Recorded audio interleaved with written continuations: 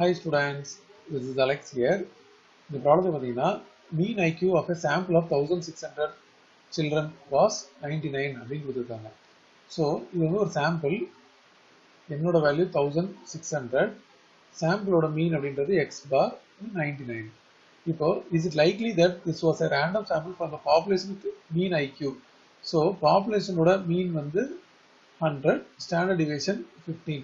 So இது வந்து பாசிபிளான்னு கேட்குறாங்க. இந்த சாம்பிள் வந்து இந்த ரேண்டம் சாம்பிள் வந்து இந்த பாப்புலேஷன்ல இருந்து பாசிபிளா அப்படின்னு கேட்டிருக்காங்க.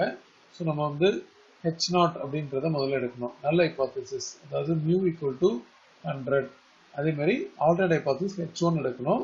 மியூ வந்து நாட் ஈக்குவல் டு 100 அப்படின்றத முதல்ல எடுக்கணும். இப்போ பாருங்க, நம்ம Z கண்டுபிடிக்கணும். So X bar minus mu by sigma by √10. x bar வந்து 99 மைனஸ் மியூ அப்படின்றது 100, சிக்மா அப்படின்றது 15 டிவைட் பை √1600. ஸோ நியூமரேட்டர் வந்து -1 டிவைட் பை 15.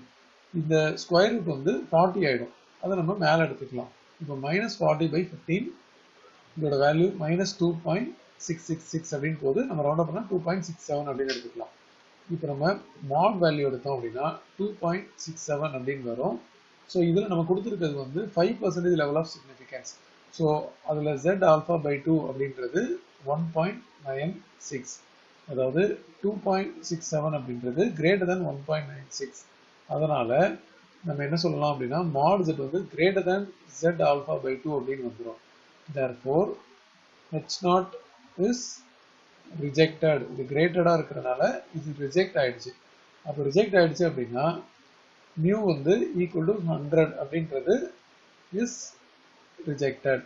ஸோ இது ரிஜெக்ட் ஆயிடுச்சு அப்படின்னும் போது therefore the random sample, கொஸ்டின்ல கொடுத்துருக்க வேர்ட் அப்படியே எழுதணும். The random sample is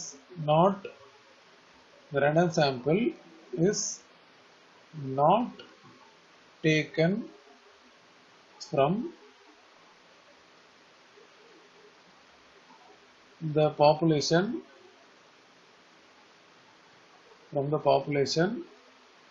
of mean equal to 100 and standard deviation equal to 15.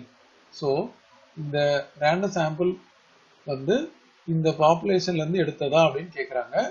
So அது வந்து நாட் டேக்கன் அப்படின்றத நம்ம கன்க்ளூட் பண்ணணும்.